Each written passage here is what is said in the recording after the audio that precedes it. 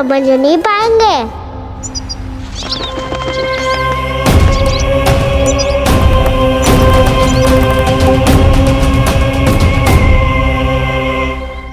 तो तुम्हारे कहने का अर्थ यह है कि व्योमासुर मारा जा चुका है और वो बालक अब भी जीवित है। हाँ महाराज, मैंने गोप बालकों को कहते सुना था कि कृष्ण ने छलिया को मोक्ष दे दिया है, पर वृंदावन सुरक्षित नहीं है महाराज। वो एक बहुत बड़ी समस्या से जूझ रहे हैं। कैसी समस्या? गांव के निकट क्षेत्र में किसी विषैले सर्प का निवास है। उसके विष का प्रभाव इतना भयानक है महाराज, जैसे विष ना हो, स्वयं हलाहल हो। मेरी कोई भी औषधि रोगी का उपचार नहीं कर पा रही थी। निकट के क्षेत्र में कहां है वो सर्प?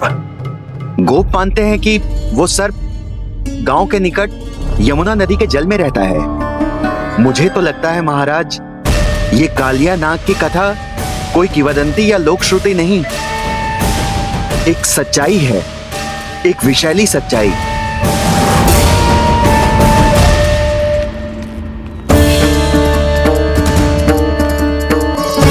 कालिया का सामना करने का समय आ गया है, पर उससे पहले मुझे बुलाना होगा उन्हें।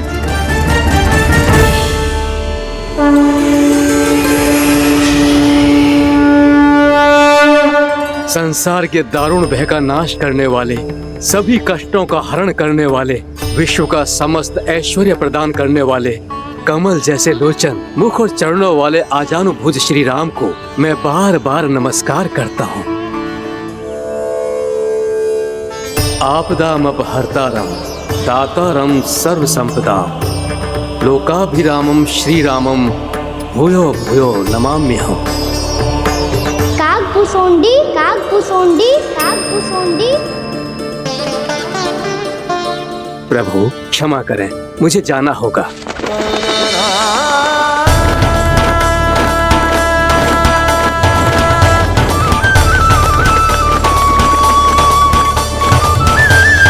प्रणाम प्रभु।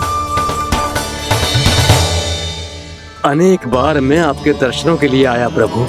कभी नंद भवन के झरोखों से आपके दर्शन करके चला जाता था, तो कभी दूर किसी वृक्ष की आड़ से आपको निहार लिया करता था। आज आपने स्वयं मुझे बुलाकर धन्य कर दिया प्रभु।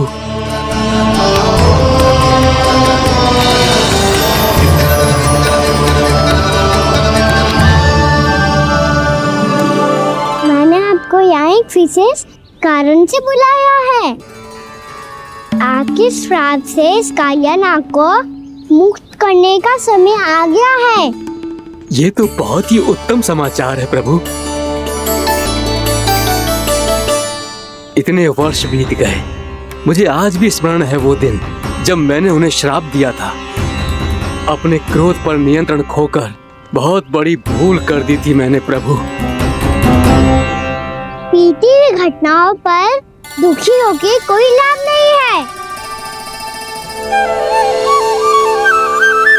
हमें भविष्य की ओर देखना होगा।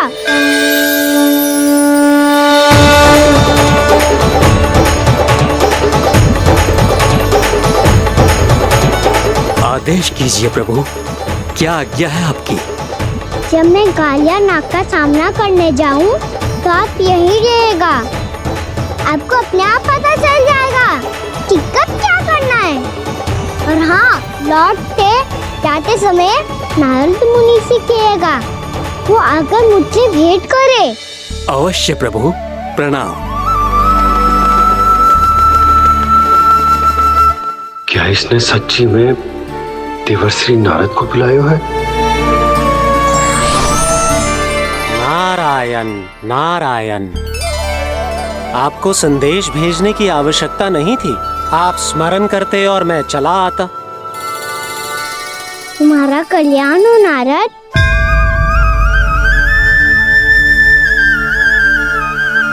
मैंने तुम्हें एक विशेष कार्य के लिए बुलाया है।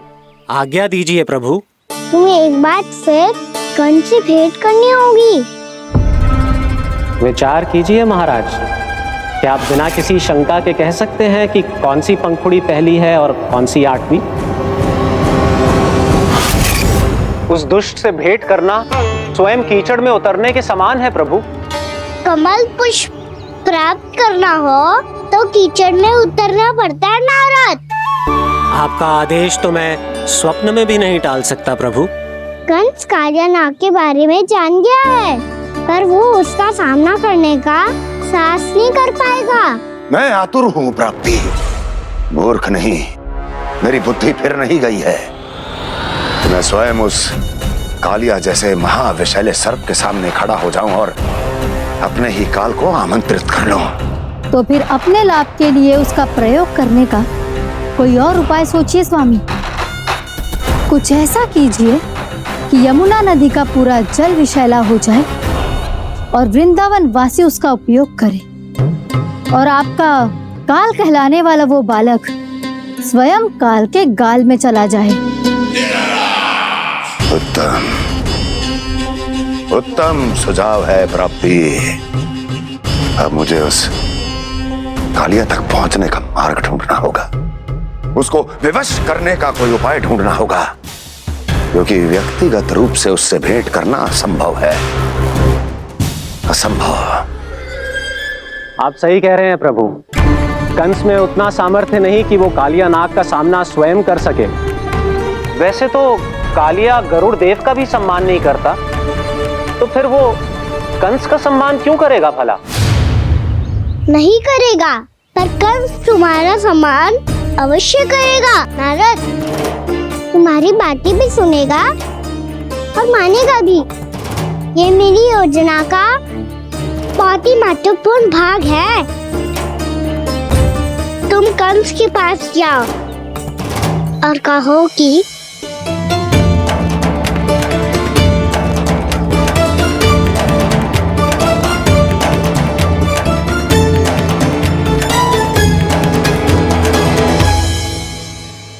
संतान अपने माता पिता को तीर्थ का सौभाग्य दिलाती, और मेरा लल्ला कितना महान कि उसने हमारे घर को ही तीर्थ बना दिया। ऐसा तीर्थ जहां मेरी आंखों के सामने भक्त और भगवान का मिलन हो रहा है। जो आज्ञा प्रभु।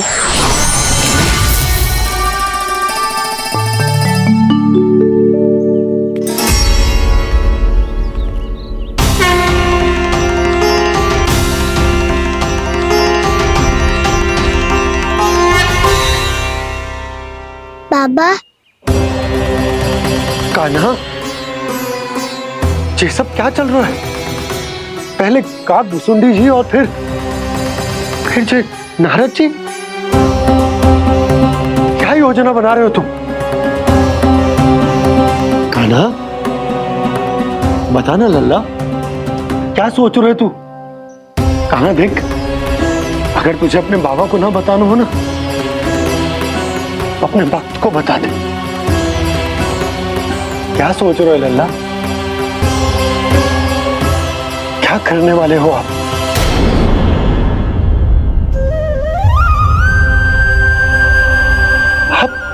आप इतने दुखी क्यों हो?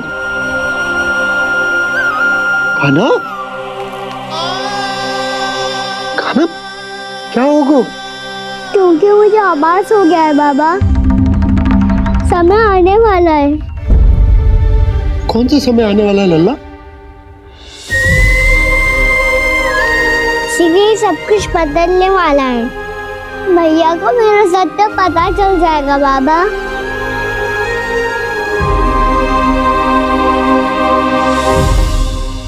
पर लल्ला, इसका काग भुसुंडी और कालिया नाग से क्या संबंध है? ऐसा क्या हुआ था और क्या होने वाला है?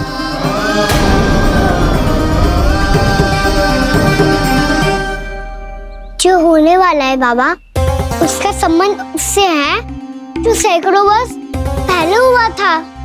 महर्षि भृगु के एक वंशज थे वेद शिरोमणि, जो विंध्याचल की पहाड़ियों में साधना कर रहे थे। तभी वहाँ अश्वशिरा नाम के एक दूसरे मुनि आमंत्रण के बिना ही आ गए। कितना सुंदर और शांतिपूर्ण आश्रम है। यहाँ प्रभु की साधना करने में बहुत आनंद आएगा। शीघ्र ही अश्वशिरा मुनि उपस्थिति के कारण होने वाले व्यवधान से बाध्य होकर वेदशिरा मुनि ने अपनी आंखें खोली। कौन हो तुम और यहाँ क्या कर रहे हो? आपके आश्रम में बहुत शांति है मुनिवर। साधना करने के लिए बहुत ही उत्तम स्थान है ये। मैं चाहता हूँ कि मैं भी यहाँ। आप यहाँ साधना करना चाहते हैं, लेकिन इतना भी नहीं जानते कि किसी के आश्रम में प्रवेश करने से पहले उसकी आज्ञा लेनी चाहिए। आप ये भी नहीं जानते कि यदि कोई यज्ञ कर रहा हो तो बिना अनुमति के वहाँ प्रवेश करने से उसकी यज्ञ साधना भंग हो सकती है। आप क्या साधना करेंगे मुनि? आप तो साधना के योग्य ही नहीं हैं। इतना अपमान! एक मुनि के मुख से इतने कड़वे शब्द शोभा नहीं देते। मैं तुम्हें श्राप देता हूँ, जितनी विषैली तुम्हारी जिह्वा है उतने ही विषैले सर्प बन जाओ तुम। और ऐसा सर्प जो सांस भी ले तो निकट का वातावरण दूषित हो जाए। तुम्हारे इस दुस्साहस के लिए मैं तुम्हें श्राप देता हूँ कि तुम अभी इसी क्षण कौवा बन जाओ, और ऐसा कौवा जो कांव कांव करके अनर्गल प्रलाप करता रहे।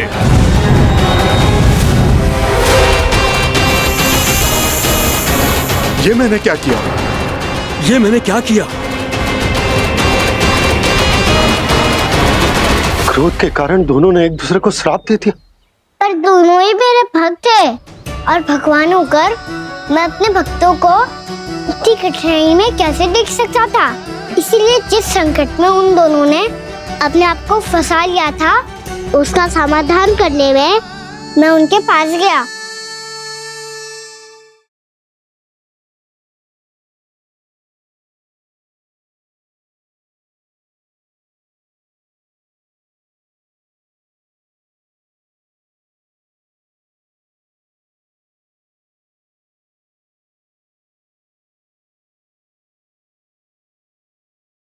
तंग करे मैया को खिजाए, खेले रूठे मनाए।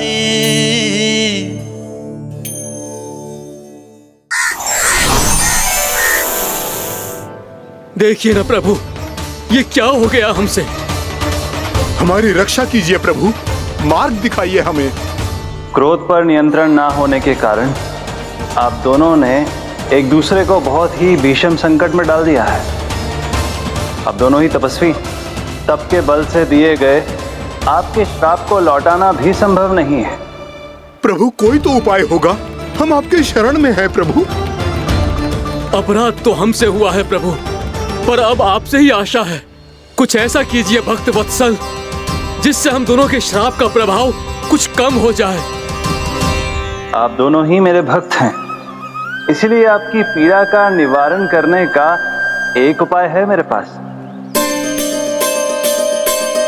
वेदशिरा मुनि, जब आप कालिया नाग बनेंगे तो आपको मेरे चरणों को अपने शीश पर धारण करने का सौभाग्य मिलेगा।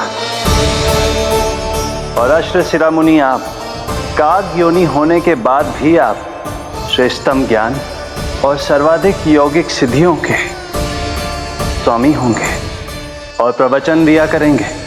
इसके बाद अश्वशिरा मुनि काक भुसुंडी बन गए, जिन्होंने आगे चलकर स्वयं गरुड़ देव को रामायण सुनाई। और मुनि वेदशिरा महर्षि कश्यप और देवी कत्रियों के पुत्र कालिया नाग बनकर जल में। और अब वही कालिया नाग जमुना जी में, जिनके कारण जानकी के प्राण लगभग चले ही गए थे। अब कालिया नाग को उचित स्थान पर भेजने का समय आ गया है बाबा। पर ये तो अच्छी बात है कान, वेदशिरा मुनि को दिया हुआ तुम्हारा वचन भी पूरा हो जाएगा, जमुना जी की शुद्धि भी हो जाएगी। इस सब के बाद भी तुम दुखी क्यों हो? क्योंकि इसके बाद मैया के सामने मेरा रहस्य खुल जाएगा बाबा। उन्हें पता चल जाएगा कि उनका बालक कोई साधारण बालक ना है। भविष्य में जो होने वाला है उसे सबके सामने घटने से रोकना मेरे लिए भी संभव ना होगा। मैया को सब पता चल जाएगा। क्या पता चल जाएगा रे मुझे?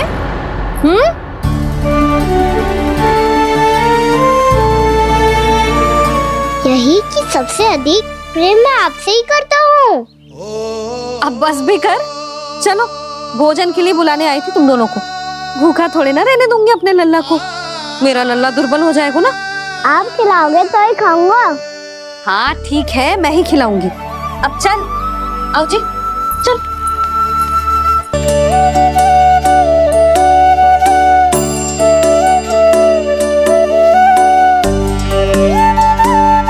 भैया खेलो ना मेरे साथ।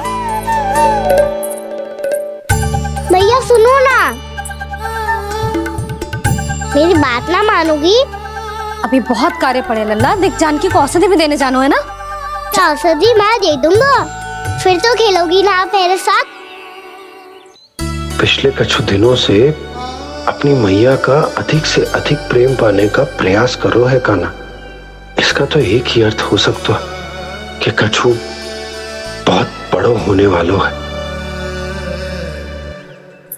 कान्हा रुक जा लल्ला। कान्हा क्यों तंग कर रहा है? मैया को पहन लेना। कान्हा, कान्हा, ये क्या करो तूने?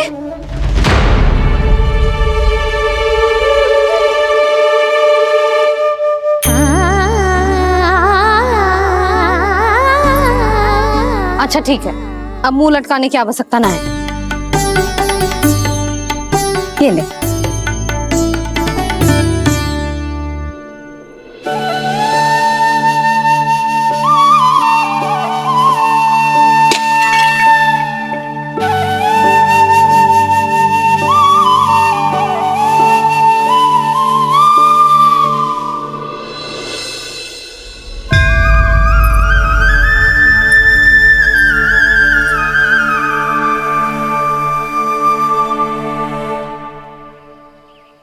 तंग करे मैया को खिजाए, खेले रूठे मनाए, लीला अनोखी करके शरारत, कान्हा दंड भी पाए।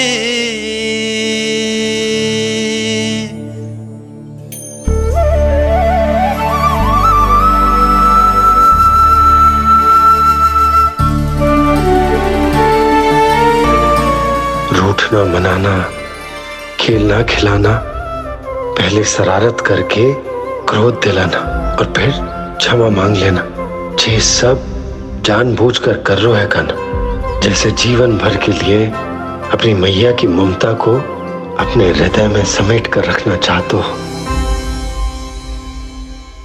कैसे कैसे करूं उस कालिया से मित्रता, कैसे करूं उसका उपयोग?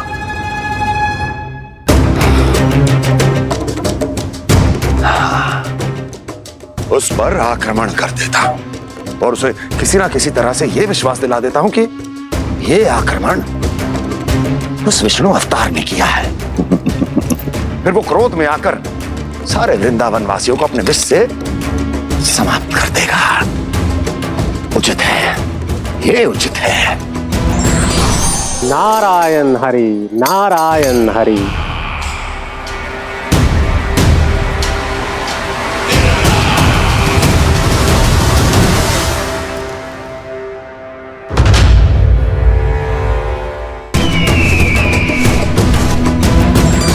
नारायण हरि, नारायण हरि।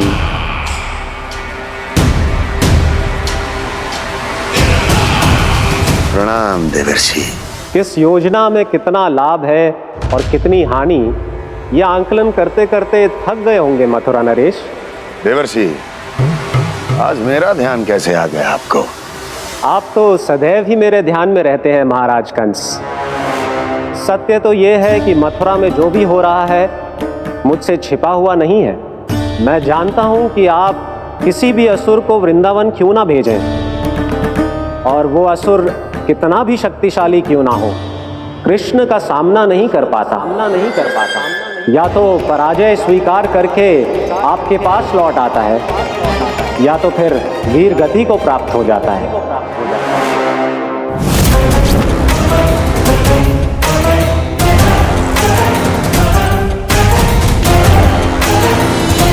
वाह, मुझे मेरी असफलताएं स्मरण कराने आए हैं, मेरे घाव को खुरेदने आए हैं, उन पे नमक छिड़कने आए हैं। मित्र को शत्रु समझने की भूल मत कीजिए महाराज कंस। मैं तो आपकी सहायता करने आया हूं। हाँ, और मेरी सहायता। कृष्ण विष्णु अवतार है, आप विष्णु के भक्त हैं। मैं हूं विष्णु द्रोही, फिर भी तो आपके आराध्य को हानि पहुंचाना चाहता है, उसकी सहायता करना चाहते हैं आप। क्या आप निश्चित रूप से कह सकते हैं कि आप ब्रह्मांड के सभी नियमों को अच्छी तरह समझते हैं? अवश्य। आपके लिए बस इतना ही जानना पर्याप्त होगा कि मैं जो कुछ भी कर रहा हूं उसके लिए मेरे व्यक्तिगत कारण हैं। मैं तो बस आपके हित में पिछली बार की तरह एक सुझाव लेके आया था, पर यदि आप मेरा सुझाव सुनना भी नहीं चाहते तो आपकी इच्छा। नारायण हरि, नारायण हरि। कारण चाहे जो हो, इनके पिछले सुझाव के कारण ही आज मेरे शत्रुओं की संख्या कम है, अन्यथा मैं देवकी के अन्य पुत्रों को भी जीवित छोड़ देता, और आज वो सब अपने भाई के साथ मिलकर उसकी शक्ति को अनेक गुना बढ़ा देते। ठहरिए देव ऋषि,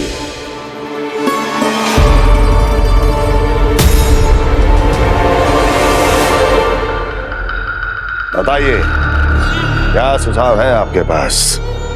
मेरे सुझाव का नाम है कालिया नाग।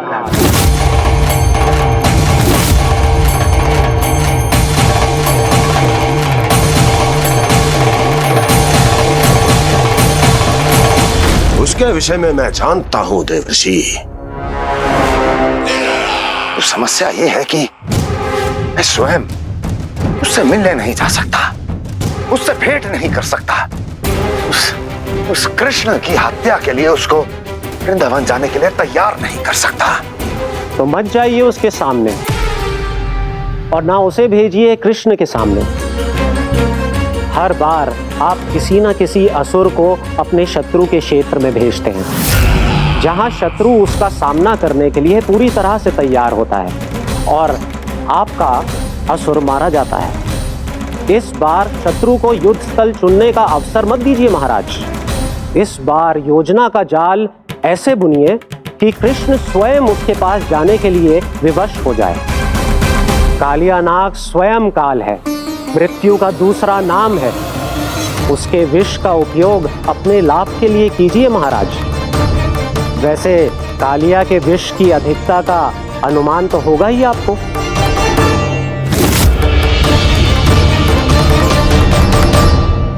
एक बार जो उसके क्षेत्र में पहुंच गया, फिर उसके विष से बचना असंभव है। उचित सुझाव है देवर्षि, उचित सुझाव है। देवर्षि, उस छलिया विष्णु की भक्ति करते करते आप भी उसके रंग ढंग सीख गए हैं। उचित है,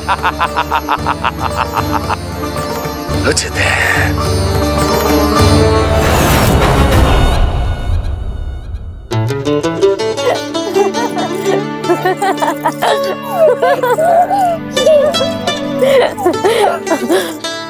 बस बस, बहुत आनंद ले लियो लल्ला। बस अब दूध पी ले। ठहर ठहर, गर्म है। जी ले ले।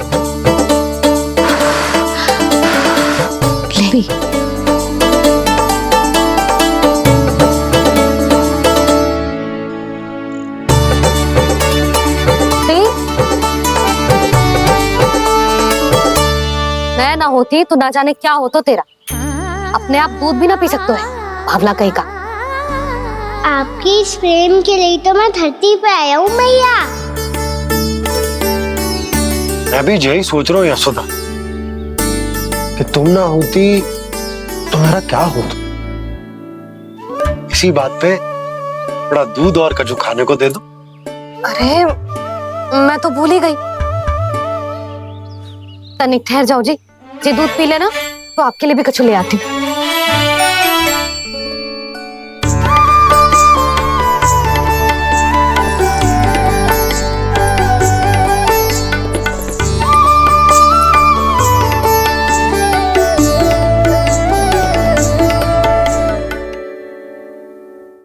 प्रणाम महाराज। आपकी आज्ञा के अनुसार बिल्कुल वैसा ही पत्र तैयार किया है जैसा आप चाहते थे।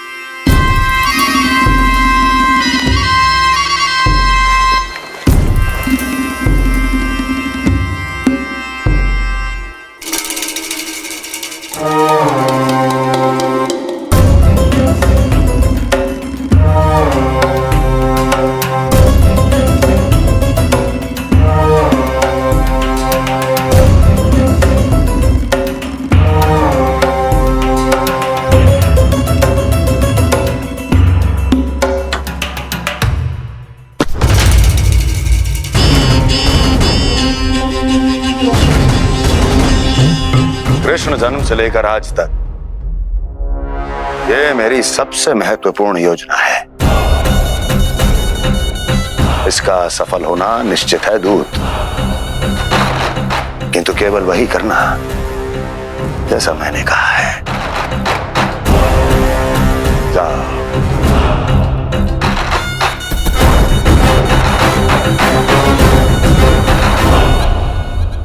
कान्हा,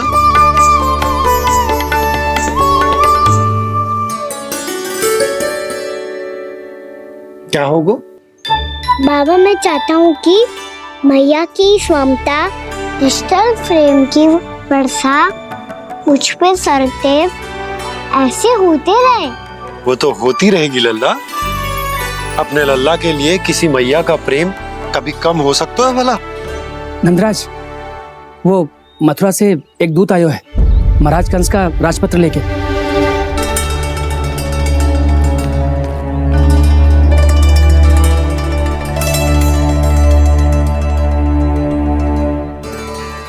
कान्हा, अब क्या करने वाला है? तेरे बाबा कहाँ गए? हाँ? कंस मामा का खेल आरंभ हो गया है, पर मैया वो सब सुनेगी तो व्यर्थ चिंतित हो जाएगी। बस थोड़ा बाहर गया मैया, कछु खा लिया से। बाहर इस समय? मैया, क्या होगा? मैया देखो ना, पीठ पे कछु हो रहा है। मेरा हाथ ना पकड़ो, आप करो ना। दिखा। यहाँ? क्षमा करना मैया, पर अभी बाबा को ही संभालने दो ये सब। कहिए, क्या संदेश लाए हैं आप? नहीं नंदराज, नहीं। महाराज कंस का आदेश है कि ये संदेश सभी गांव वालों के साथ ही पढ़ा जाए। ठीक है, मैं गांव वालों के सामने पढ़ दूंगा, पर मुझे तो दीजिए पढ़ने के लिए। महाराज की आज्ञा का पालन करना आपके लिए भी आवश्यक है नंदराज। सभी गांव वासियों की सभा बुलाइए। बंसी, सभी गांव वालों की सभा बुलाओ। राजपत्र में ऐसा क्या संदेश भेजो है कंस ने? अब मेरे पत्र को पढ़कर सब भौचक के रह जाएंगे। और वो कृष्ण, उस कृष्ण के पांव के नीचे से तो भूमि खिसक जाएगी, आकाश फट पड़ेगा, बिजलियां गिर जाएंगी। प्राप्ति, ओ प्राप्ति, कंस का पत्र। स्वयं को बहुत अधिक शक्तिशाली समझता है ना वो। अब देखता हूं कैसे वो इस महासंकट का सामना करता है। वो कृष्ण, वो अपनी मृत्यु स्वयं चुनेगा या मृत्यु की वेदी पर चढ़ा देगा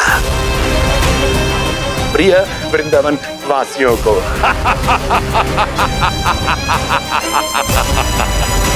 अब आएगा आनंद प्राप्ति, अब आएगा आनंद।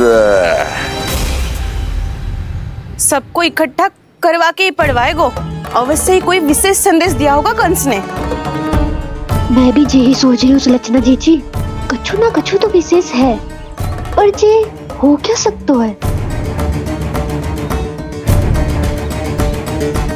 हाँ बात तो सही है। ऐसा कहा हो सकता है सभी गांव वासियों के सामने कहा जाए। कछु तो विशेष अवश्य लग रहे हैं। बाहर इतना कोलाहल क्यों हो रहा है?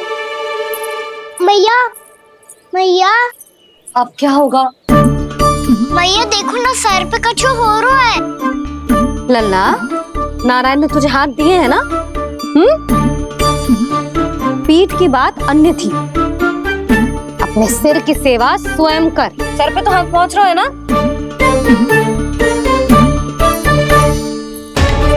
मैया सुनो ना, मैया देखो ना, तीव्र कर कछु हो रहा है। मैया देखो ना, तीव्र कछु हो रहा है।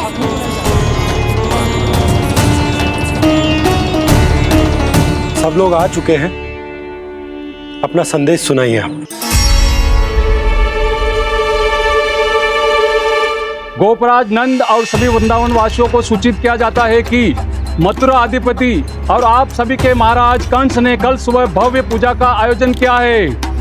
इसके लिए राज्य को वृंदावन के क्षेत्र के निकट यमुना नदी के मध्य में खिलने वाले 1 कोटि कमल के पुष्पों की आवश्यकता है। इसीलिए आप सभी को यह आदेश दिया जाता है कि ये सभी कमल के पुष्प प्रथम पहर से पहले राजसभा में पहुंचा दिए जाए। इतने सारे वो भी प्रथम पहर से पहले कैसे हो सकते हैं? यदि आप ऐसा करने में असफल रहे तो इसे राज आज्ञा का उल्लंघन माना जाएगा और राजद्रोह के आरोप में आप सभी को कड़े से कड़ा दंड दिया जाएगा। स्मरण रहे, यदि कल की पूजा में इन 1 कोटि कमल के पुष्पों का ना पहुंचने के कारण कोई व्यवधान आया तो समस्त वृंदावन वासियों को दोषी माना जाएगा और पूरे गांव को निवासियों सहित धूल में मिला दिया जाएगा। कल प्रथम पहर तक का ही समय है आप सबके पास।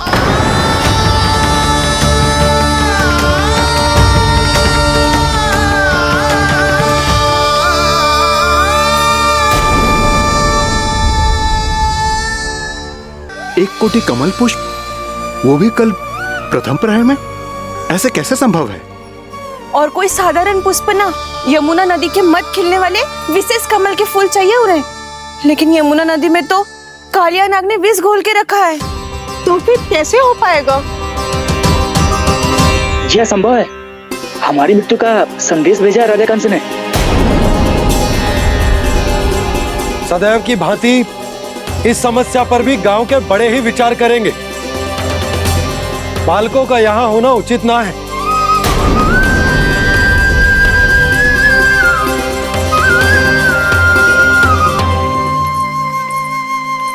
लल्ला, ले जे गेंद ले, जा अपने सखाओं के साथ खेल। सुबह उज्जवल, मधुमंगल वसंता, देखो मैया ने क्या दिया है।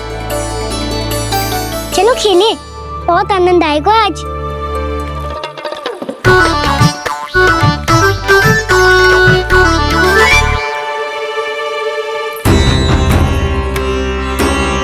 भानु, बंसी, जाओ और शीघ्र ही वो घेरे का कार्य समाप्त करो।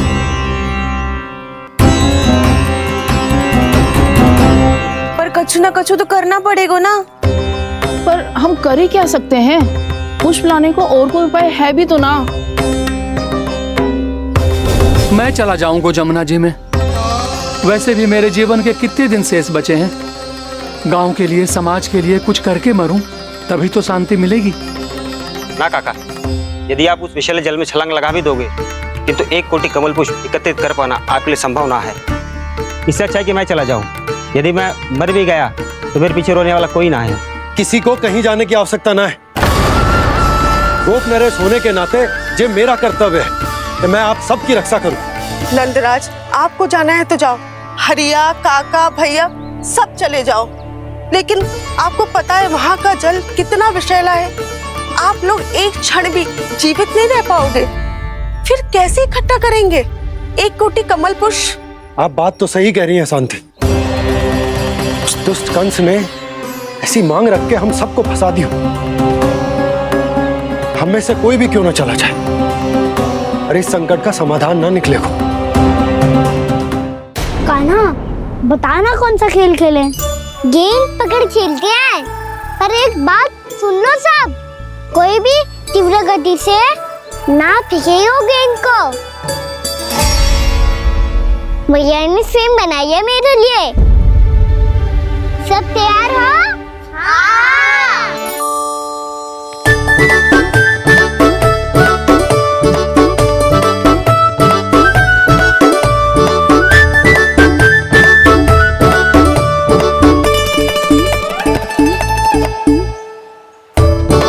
मुझे दो।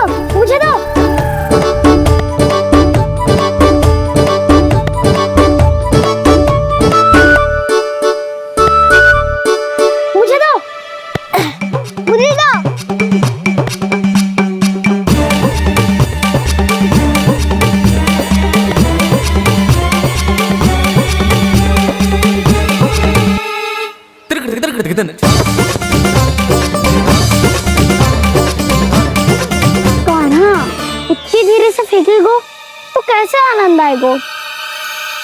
थोड़ा बल लगा के फेंक। हाँ कान्हा, हम अभी बड़े हो गए हैं, तू अब भी छोटे बालकों की तरह फेंक रहा है।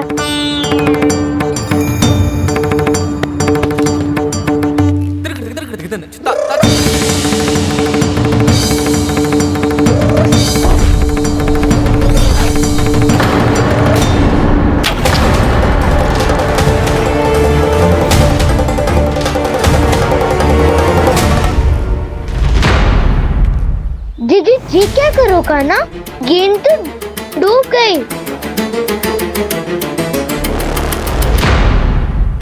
अच्छा, तो ये सब इसकी योजना का भाग था ताकि ये कालिया का सामना कर पाए। तुम सबने तो कही थी तीव्र गति से फेंको, देखो सिखवा दी ना मेरी गेम।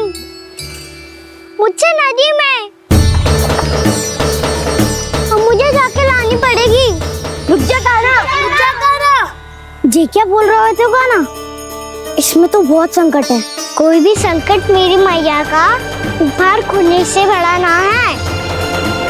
बहुत प्रेम से बना के उन्होंने दी थी।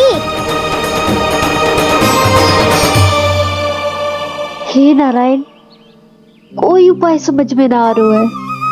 भैया, अब कैसे करेंगे हम अपने गांव की रक्षा?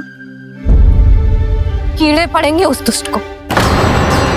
यदि उसके कारण किसी के प्राण चले गए तो कौन सा फल मिलेगा उसे इस पूजा का? तुम सही कह रही हो यशोदा। हमारे पास कोई और दूसरा विकल्प भी तो ना है। यदि हमने मथुरा की राज आज्ञा का पालन ना किया तो इसका दुष्परिणाम पूरे गांव को भुगतना पड़ेगा।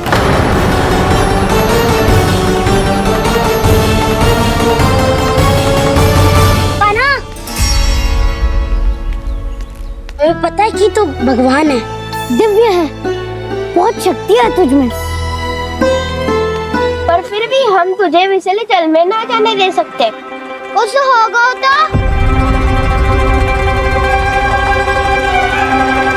तुम सब इतनी हट कर रहे हो तो ठीक है, ना जाऊंगा। गेंद कहाँ गिरी है, कितनी दूर गई है, ये तो देख लूं, ताकि उसे बाहर निकालने का कोई उपाय ढूंढ पाऊं।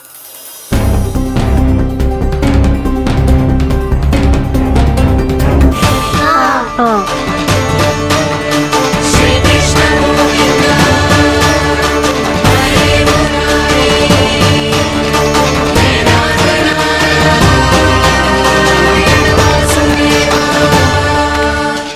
कान्हा की ये लीला तो समझ ही नहीं आ रही।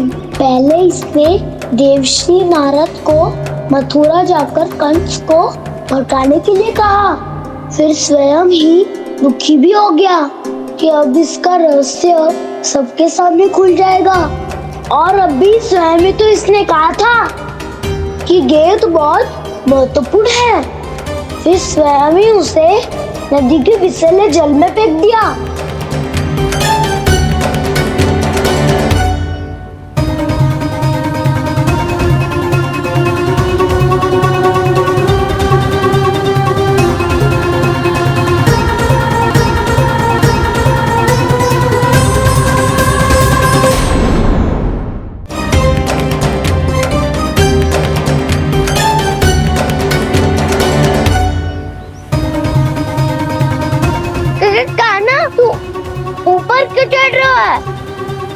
ऐसे देखूंगी तभी तो गेंद दिखेगी।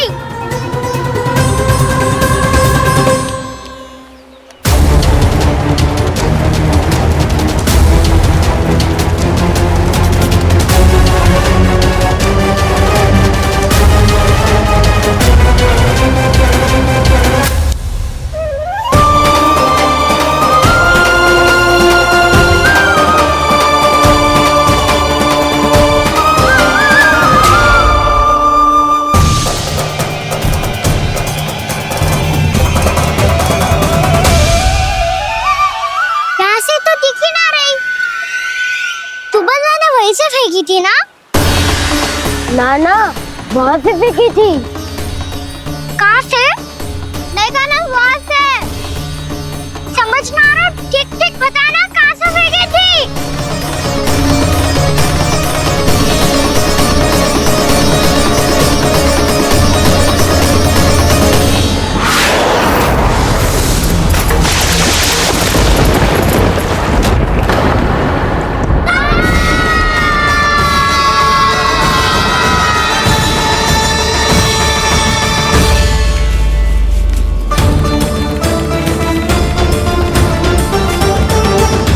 कालिया नाग के क्षेत्र में जाकर कोई भी जीवित वापस ना लौट सको है।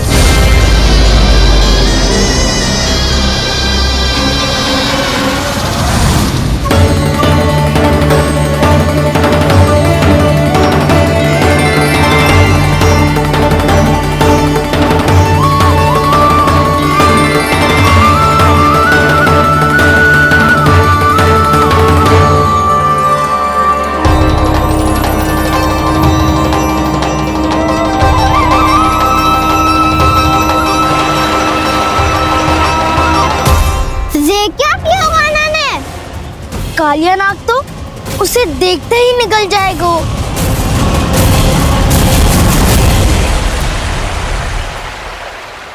तो आरंभ से अब तक सब कुछ उसकी लीला का ही भाग था।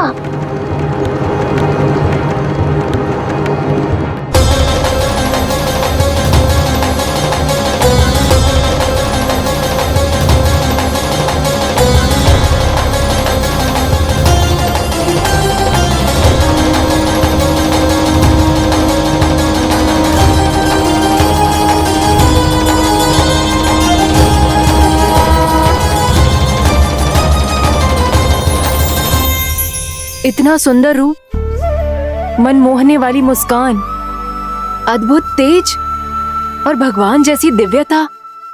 कौन हो तुम?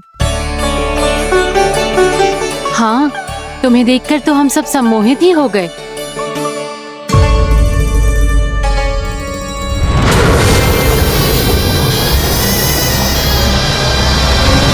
तुम जो भी हो बालक, वापस लौट जाओ। हमारा हृदय तुम्हें ही देखते रहना चाहता है, किंतु यदि हमारे पति जाग गए तो तुम्हें अवश्य हानि पहुंचाएंगे। ये बहुत विषैले है बालक, कालकोट जैसे भयानक, इनके विष से तुम नहीं बच सकोगे। नंदराज, कालिया नाग के विष का प्रभाव बढ़ते ही जा रहा है। पहले 8 कोस तक उसके विष का प्रभाव था, अब तो 1 योजन से अधिक क्षेत्र में फैलो है। जल पीने के प्रयास से अनेक पशु मारे गए हैं और नदी के निकट के वृक्ष और वनस्पति सब नष्ट होने लगे।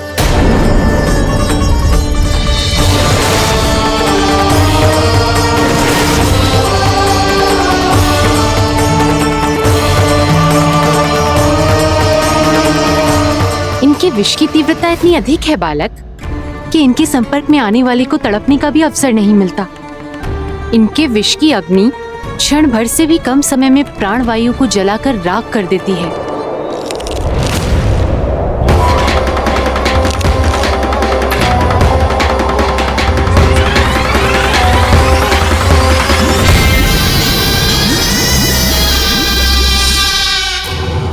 तब तो समस्या और भी गंभीर हो जाएगी। मैंने तो सुनो है कि कालिया नाग कम से कम 2 योजन लंबा है, सैकड़ों फन है उसके।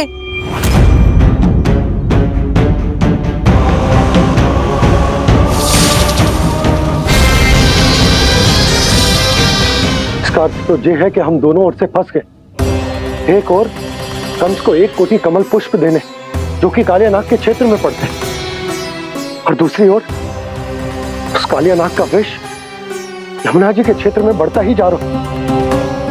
इसके कारण हम ही नहीं, निर्दोष पशु पक्षी भी संकट में। इन दोनों समस्याओं का एक ही समाधान है, उस कालिया नाग का सामना करना। और ये ना समझ आ रहा कि हम ये करेंगे कैसे, क्योंकि ये बात साधारण मनुष्य के बस की ना है। हमारे लिए ये असंभव है।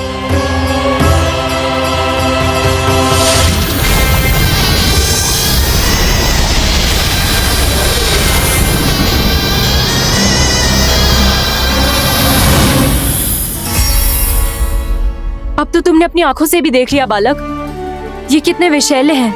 नींद में भी विष उगलते हैं। इससे पहले कि तुम्हें कुछ हो जाए, चले जाओ यहाँ से, मान लो हमारी बात। आप सब मुझे जानती भी नहीं और फिर भी मेरी इतनी चिंता कर रही हैं आप। माँ की ममता भेदभाव नहीं जानती। तुम भी किसी के पुत्र हो और हम सब भी माँ हैं। एक माँ को हर बालक में अपनी ही संतान दिखाई देती है, इसलिए हम तुमसे विनती करते हैं, वापस चले जाओ, बचा लो अपने प्राण। मेरी चिंता मत कीजिए, मुझे कुछ नहीं होगा। होगा, अनर्थ होगा यदि ये उठ गए तो।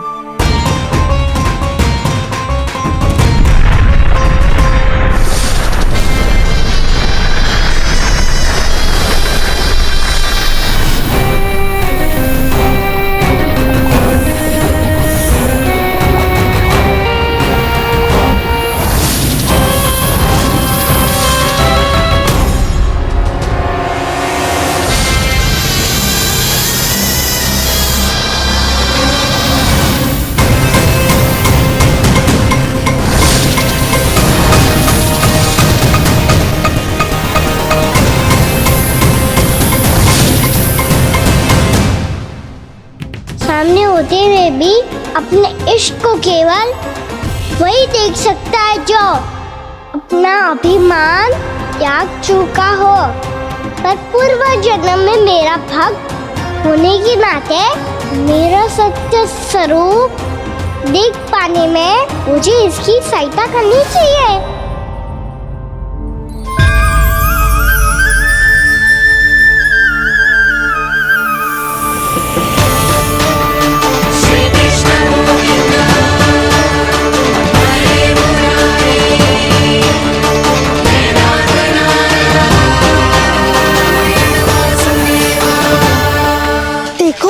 हमारा छोटा सा कान्हा कैसे डट के खड़ा हुआ है, इतने विशालकाय, इतने महाभयंकर सबके सामने।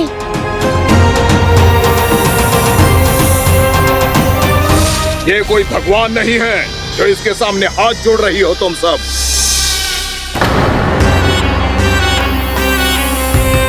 एक सामान्य साधारण बालक है ये, जो ये तक नहीं जानता कि इसके सामने है इसका काल, कालिया। तू कौन है बालक? मेरे इतने निकट आकर भी तू जीवित कैसे है? मेरी नहीं, अपनी चिंता करो कालिया। बहुत मनमानी कर ली तुमने। अब बस मैं तुम्हें रोकना हूँ। अब बस मैं तुम्हें रोकना हूँ। मैं तुम्हें रोकना हूँ। बित्ते भर का है तू, मेरे विष के बारे में जानता ही क्या है? और कहता है मुझे रोकने आया है। किससे किससे रोकना चाहता है तू मुझे? मुझे क्रोध दिलाने की भूल मत कर बालक। अपनी फुंकार से ही तेरी इस मुस्कुराहट को अंतिम मुस्कुराहट बना सकता हूं मैं। शीघ्र बता, कौन है तू और किसने भेजा है तुझे? तुम्हें आवाज भी है कि अपनी पुकारों से तुम कितना विष भूल चुके हो।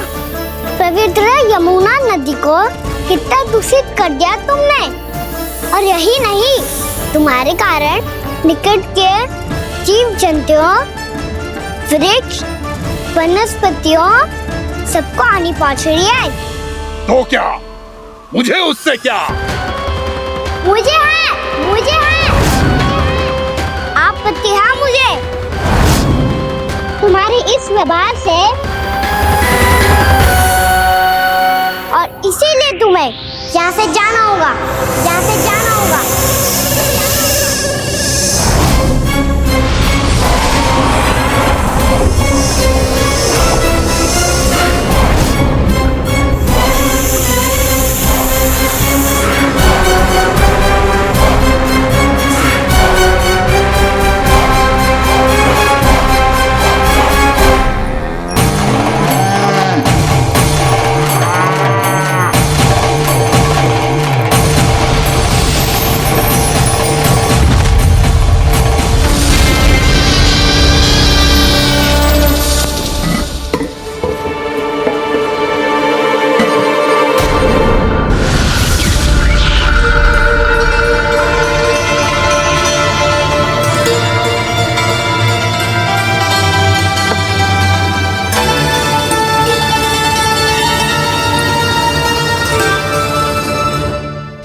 मुझे आदेश देने का साहस भी कैसे किया तूने? इस क्षेत्र को मैंने अपना राज्य बनाया है, मेरा परिवार रहता है यहाँ, और तू मुझे यहाँ से जाने के लिए कह रहा है? हाँ, क्योंकि तुम्हारे यहाँ रहने के कारण अन्य जीवों को हानि हो रही है, और मैं ऐसा नहीं होने दे सकता। मैं तो बस वही कर रहा हूँ जो एक सर्प का स्वभाव है। विष फैलाना स्वाभाविक है मेरे लिए, इसलिए मुझे चुनौती मत दे बालक। चुनौती तो मैं चुकाऊं कर लिया। अब तो बस तुम्हें स्वीकार करनी है।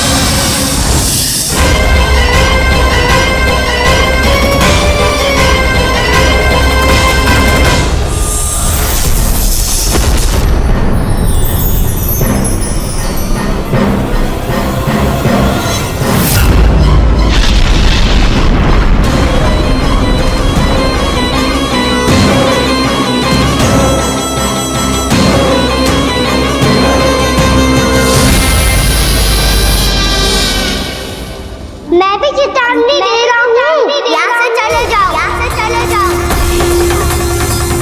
अपनी भूल को पहचानो कालिया, तुम जो कर रहे हो अनुचित है।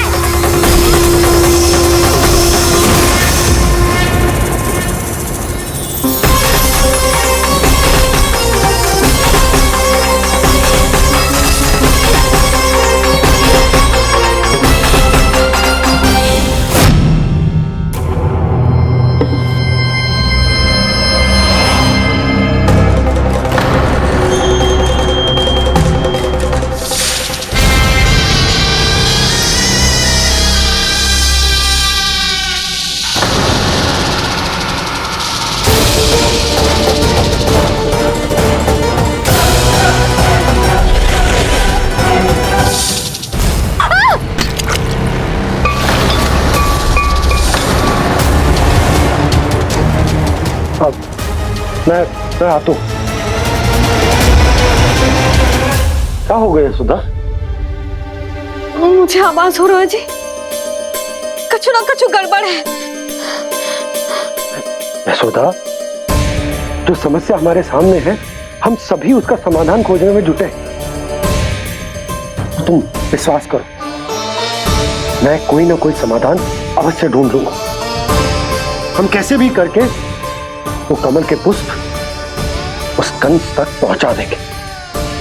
नाना, समस्या उससे कहीं अधिक है, उससे कहीं अधिक बड़ी, उससे कहीं अधिक भयानक है।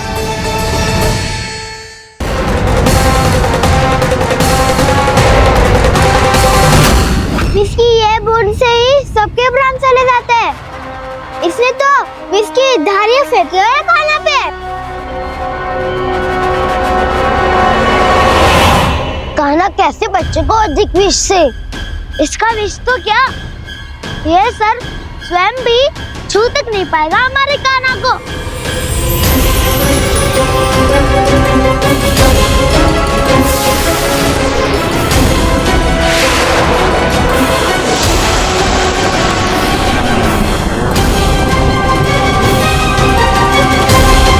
तुम्हारे सखा को, मेरे भाई को कोई हानि नहीं पहुंचा पाएगा। ये कान्हा का सत्य चाहे जो हो बलराम, पर अभी तो जो एक बालक ही है ना।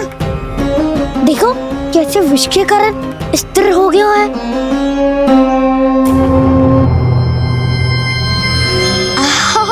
हाउ सर्फ ने कितनी आसानी से अपनी पूंछ से बांध लिया है। मुझे यहाँ से भगाना चाहता था ना तू? अब मैं तुझे दिखाऊंगा अपना सामर्थ्य। ये मूर्ख किसे बांधना चाहता है अपनी पूंछ में? उन्हें जिनका विस्तार सारे ब्रह्मांड में है, या उन्हें जो स्वयं अनंत है? पर देवराज, प्रभु ऐसा करने ही क्यों दे रहे हैं कालिया को? आप सब भूल रहे हैं देवगण, कालिया पूर्व जन्म में प्रभु का बहुत बड़ा भक्त था। उसी भक्ति का फल मिल रहा है अब इसे। वैसे भी भक्तों के मन का भाव सबल हो तो भगवान तो सहज ही बंध जाते हैं।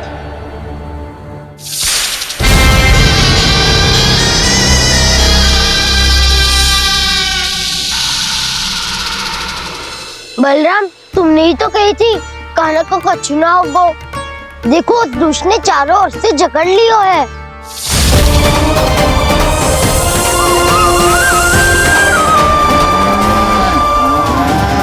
ये क्या कह रही हो तुम? जसोदा जी, क्या हुआ? घबरा क्यों रही हो आप? सुलक्षणा, मुझे आभास हो रहा है कुछ बहुत बड़ी अनहोनी हो गई है। नंदराज, नंदराज, नंदराज!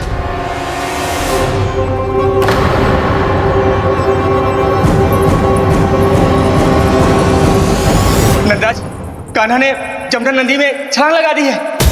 कान्हा ने जमना नदी में छलांग लगा दी है। कान्हा ने जमना नदी में छलांग लगा दी है। कान्हा जमना में कूद गया है। मुझे लगा था आज कछु गड़बड़ होने वाली है। मुझे आज कान्हा को ना जाने देना चाहिए था।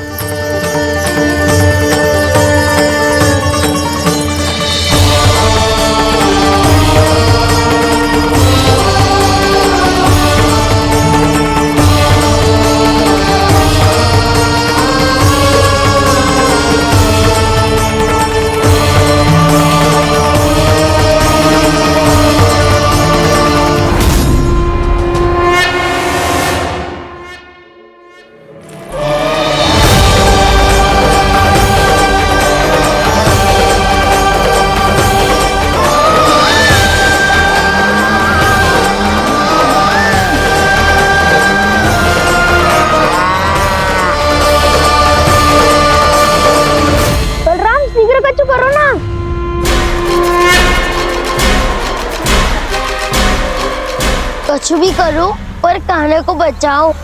नाग बहुत भयंकर है, कान्हा अकेले ना संभाल पाएगा इसे।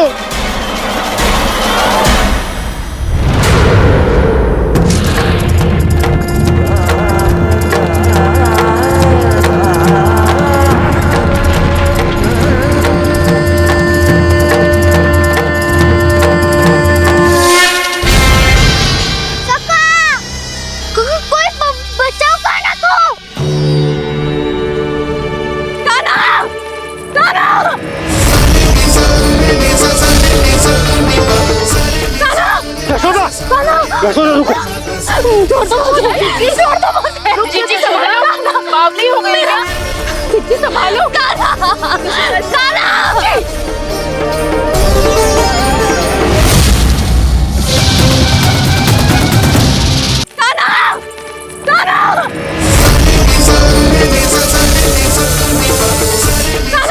यशोदा, यशोदा रुको। छोड़ दो मुझे, छोड़ दो मुझे। जीजी संभालो, बावली हो गई क्या? जीजी संभालो। देखो अब कैसे तुम्हारे अस्थियों को तोड़कर छोटे छोटे टुकड़ों में बदल दूंगा मैं।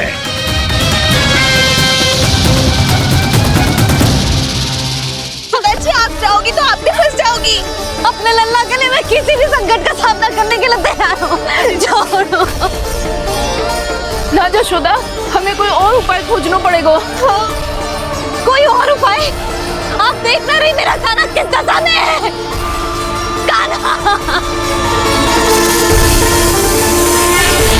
मैया के वश में नहीं है, नहीं तो ये अपने लल्ला के लिए साक्षात काल का भी सामना कर ले।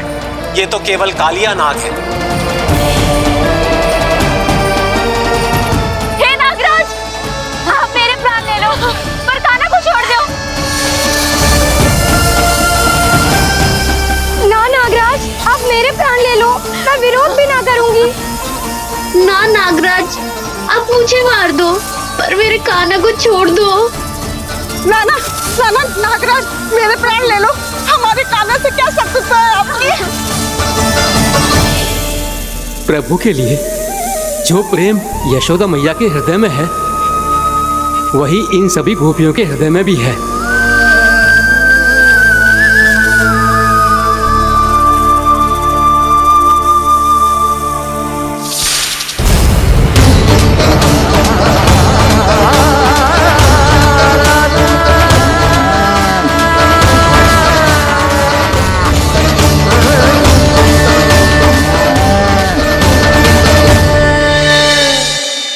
यशोदा, यशोदा, देखो इन गोपियों को, इन गैयाओं को, इन सब के मन में भी तुम्हारी भांति ही ममता भरी हुई। वो सब भी कान्हा से उतना ही प्रेम और स्नेह करती है, उतनी ही ममता से भरी हुई है जितनी कि तुम।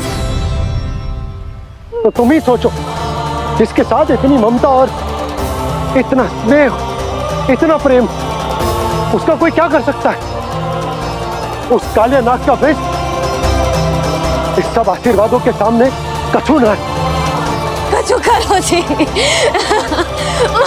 उसे बोलो वो मेरे प्राण ले दे, मेरे कान्हा को छोड़ दे। यशोदा,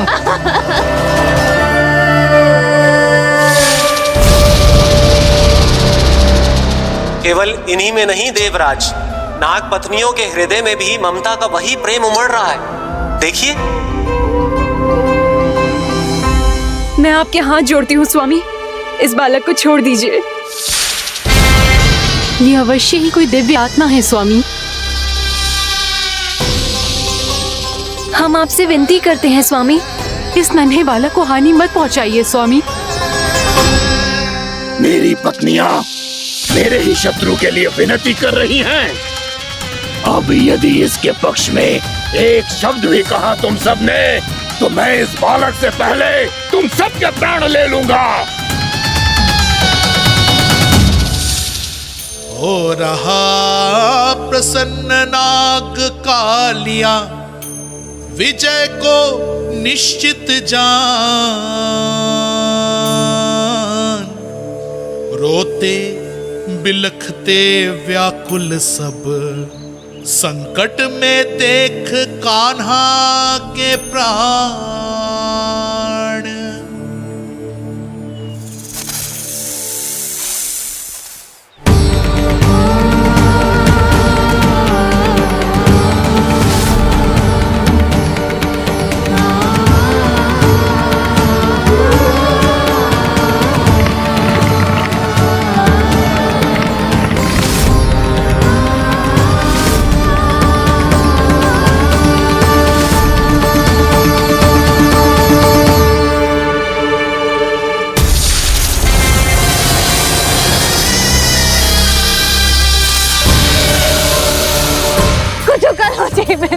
को बचा लो, कोई तो कुछ करो। जीजी संभालो जसोदा। यशोदा, यशोदा तुम शांत हो जाओ, मैं कान्हा को वापस लेकर आऊंगा, मैं रक्षा करूंगा उसकी। ना नंदराज, नंदराज नहीं। कम से कम आप तो समझो नंदराज, कालिया के पास आप जाओगे तो आप भी फंस जाओगे।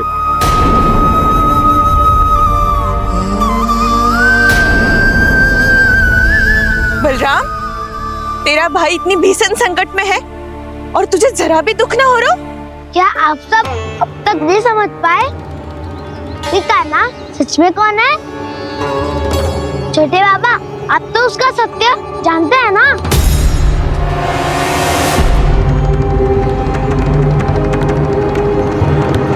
मानता हूँ कि आप सब कान्हा के रहस्य के बारे में नहीं जानते, और क्या उसके जन्म से आज तक घटी एक से बढ़कर एक विचित्र घटनाओं को भी भूल गए हैं आप सब? भूल गए हैं कि कैसी पूतना जैसी राक्षसी उसका कुछ बिगाड़ नहीं पाई, कैसे तरनावती जैसा भयानक राक्षस उसे एक खरोच भी नहीं दे पाया था।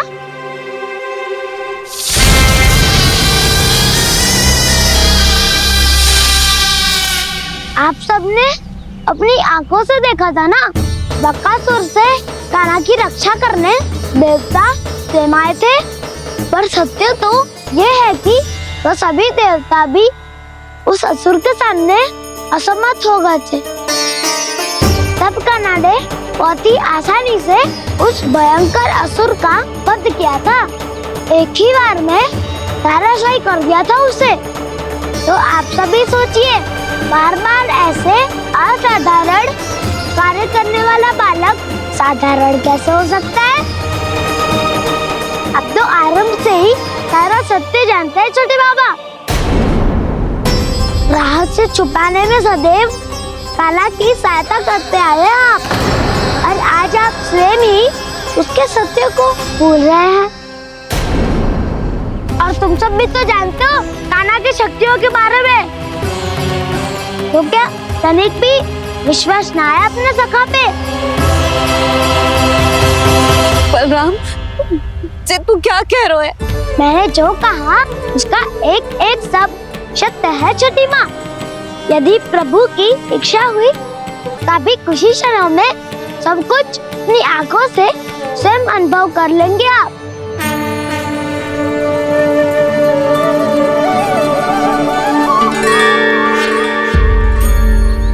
शांताकारं भुजगशयनं पद्मनाभं सुरेशं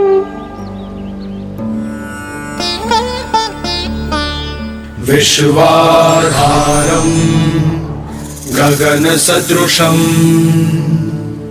मेघवर्णं शुभांगं लक्ष्मीकान्तं कमलनयनं योगी वीरध्यानगम्यम् वन्दे विष्णुं भवभयहरं सर्वलोकैकनाथम्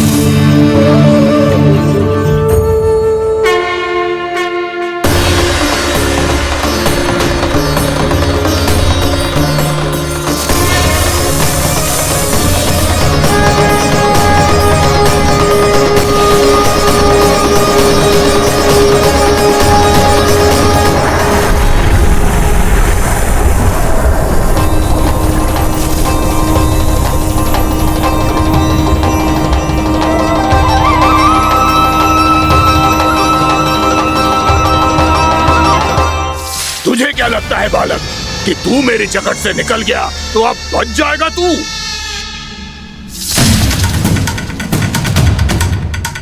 मेरे विष से अपनी प्राण रक्षा करने में सफल रहा, मेरी जकड़ से भी छूट गया, पर मेरे दंश से नहीं बच पाएगा।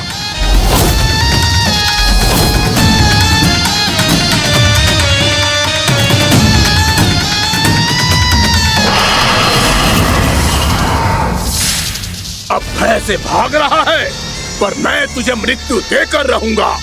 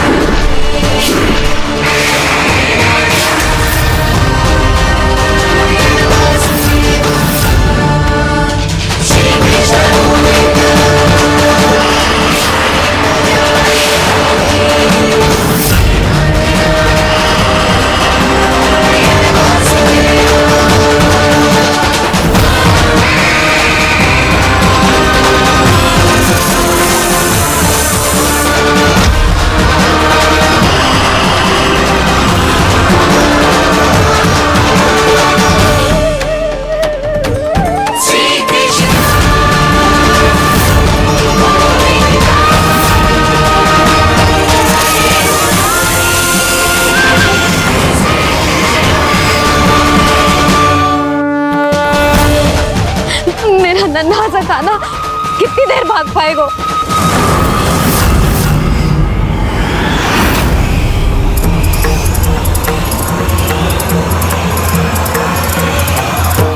और कितनी प्रतीक्षा करोगे मेरी भक्त कालिया? भक्त नहीं, काल हूँ मैं तेरा। जब अहंकार का मुकुट बुद्धि को ढक लेता है तो भक्त अपने भगवान को भी नहीं पहचान पाता। व्यर्थ की पहेली में मत उलझा बालक। ना मैं भक्त हूँ और ना तू भगवान।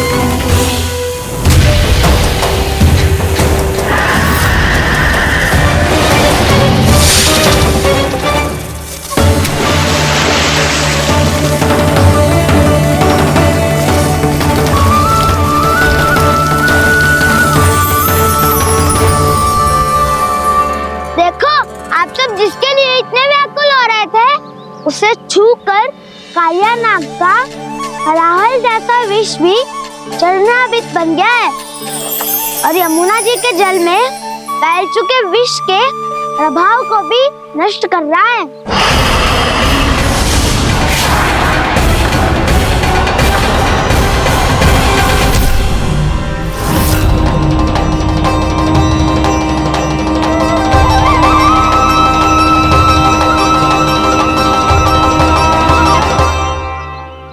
धर्म रक्षक अधर्म विनाशक प्रभु श्री कृष्ण का कौशल सचमुच अद्वितीय है। नारायण नारायण।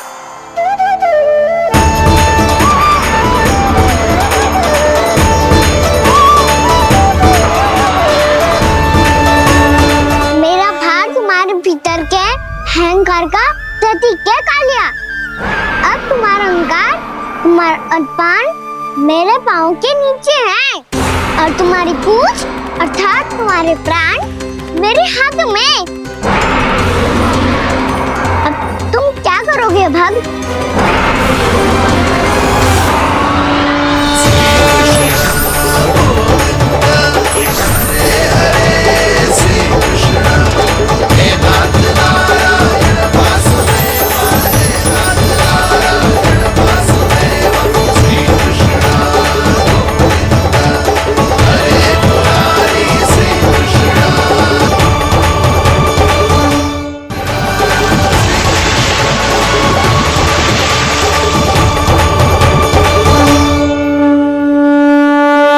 प्रभु, भले ये आपको पहचानने में असमर्थ हो, पर हम सब ने आपको पहचान लिया है। हाँ प्रभु, एक भक्त होने के नाते और एक अर्धांगिनी और माँ होने के नाते मैं आपसे इनके प्राणों की भिक्षा मांगती हूँ। अपनी कृपा दिखाइए और इन्हें क्षमा कर दीजिए। आपके लिए मित्र और शत्रु में कोई अंतर नहीं प्रभु। उसी तरह आपकी कृपा और दंड में भी कोई अंतर नहीं। दोनों दया ही तो हैं, अकारण ही किसी को प्राप्त नहीं होती। हमें विश्वास है कि हमारे पति को मिला ये दंड कोई अभिशाप नहीं है, आपका वरदान है। ये सत्य है प्रभु कि इनसे बहुत से पाप हुए हैं। इनके विष से बहुत सारे जीव जंतु को हानि पहुंची है, पर अब आपके चरण इनके शीश पर पड़ गए हैं। ऐसी कृपा तो बड़े बड़े महान महात्माओं को भी दुर्लभ है, और इन्हें प्राप्त हुआ तो अवश्य ही ये किसी महान पुण्य का ही फल है। हे प्रभु, उन्हीं पुण्य कर्मों की शक्ति का आह्वान कर मैं आपसे विनती करती हूँ, इन्हें प्राण दान दीजिए। मैं अपने इस भक्त को क्षमा अवश्य करूंगी देवियों, यदि ये अपने अहंकार को त्याग कर मुझे पहचान ले तो।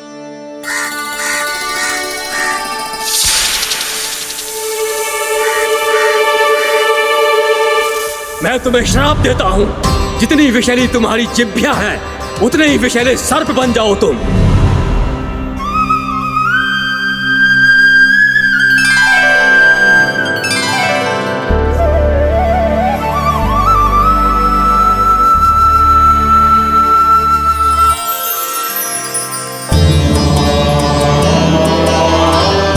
नारायण, मुझे क्षमा कीजिए नारायण। मैं तो आपका परम भक्त था, किंतु मैं आपको पहचान नहीं सका। इसका दंड तो मुझे मिलना ही था, किंतु मैं अब प्रायश्चित करना चाहता हूं। इसके लिए यदि आप मेरे प्राण भी ले लेंगे तो भी मुझे कोई दुख नहीं होगा। मैं अपना जीवन, मृत्यु और अपना अस्तित्व सब कुछ आपको समर्पित करता हूं।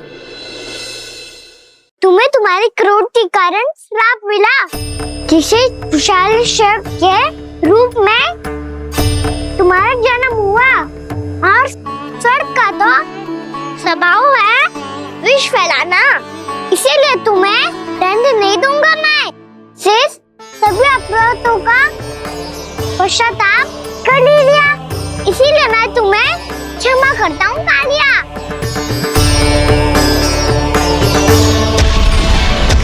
पर तुम्हें यहाँ से दूर समुद्र के बीच जाकर रहना होगा, जहाँ किसी निर्दोष का जीवन तुम्हारे विष से प्रभावित ना हो।